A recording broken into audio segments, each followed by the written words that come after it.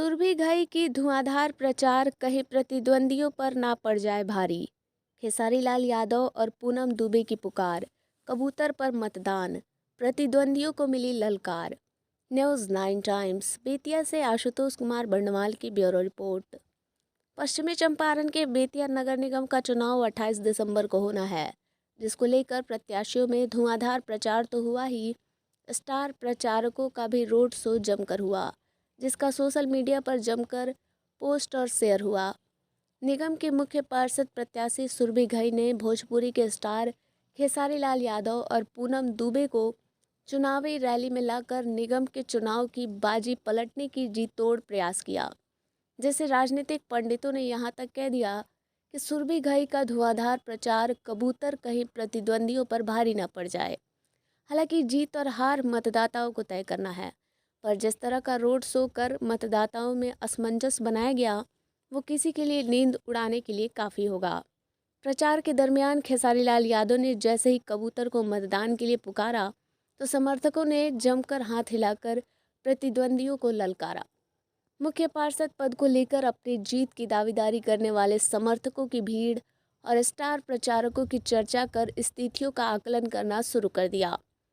बिहार की पूर्व उप मुख्यमंत्री और विधायक रेणु देवी ने भी अपनी बहू सुरभि घई के लिए प्रचार रथ पर आ जाना प्रतिद्वंदियों के लिए नींद उड़ा देने वाली बात रही।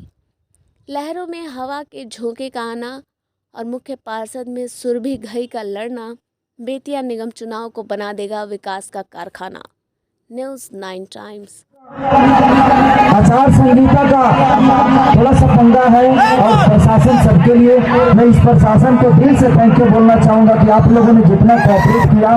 मैं बहुत जगह जाता हूँ लेकिन इतना कोऑपरेशन मुझे बहुत कम मिलता है। मैं बिहार सरकार के प्रशासन को दिल से थैंक यू कि आपने हमें इतना सम्मान दिया और जनता से किसी को कुछ नहीं हुआ और इतनी नहीं तो हमारा कार्यक्रम बिना भैया ना गड़बड़ाला। लेकिन प्रशासन के दिल से थैंक यू कि कुछ नहीं हुआ, मैं सुरक्षित जा रहा हूँ जिस तरह आया था। तो मैं चाहता हूँ कि आप लोग भी सुरक्षित भालाग्नि खनी चल जाइए।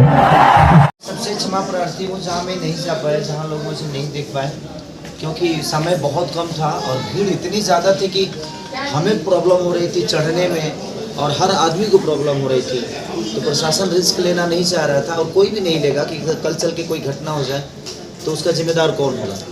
और आपकी जान की ज़्यादा कीमत है हमारे कार्यक्रम से।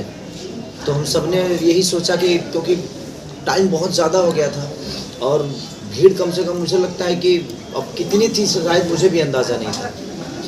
तो लेकिन हम ये वादा करके जा रहे हैं आपसे कि जीतने के बाद हम ज़रूर आप सबसे दोबारा मिलने आएंगे। जहां हम नहीं गए हैं वहां जा तो नहीं पाएंगे, बट एक बेहतर कार्यक्रम करेंगे जहां पे आप लोगों के लिए हम आएंगे और आप जो कहेंगे हम गाएंगे। तो उसके लिए ना ये दोषी है, ना हम दोषी है, ना प्रशासन दोषी है, कोई दोषी नहीं है। वो भीड़ और गैदरिंग की वजह से कहीं जाना कठिन था हम लोगों का, इतना ज़्यादा कि कहीं इतना अब सोच ही नहीं सकते कि आदमी पैदल नहीं चल सकता। इसलिए प्रशासन को रोकना पड़ा हमें, क्योंकि वो भी मजबूर था। रीज़न ये था कि कुछ घटना ना हो जाए और आपकी जान हमारे लिए बहुत कीमती है, इसलिए मैं नहीं आ पाया। जहाँ मैं नहीं गया हूँ आप सबसे क्षमा प्रार्थी हूँ कि मैं ज़रूर आऊँगा जीतने के बाद। तो आपको चुनाव चिन्ह पता ही है, 28 तारीख को चुनाव है और हमारे राहुल भैया और सुरभि भाभी का जो चुनाव चिन्ह है कबूतर छाप 8 नंबर बटन है। तो आप अपना प्यार और स्नेह दीजिए ताकि हम जल्दी से आप सबसे मिलने के लिए फिर से आएँ और जो आपका सपना पूरा नहीं हुआ उसको हम कोशिश करें अपने मनोरंजन से पूरा करने के लिए। Thank you so much.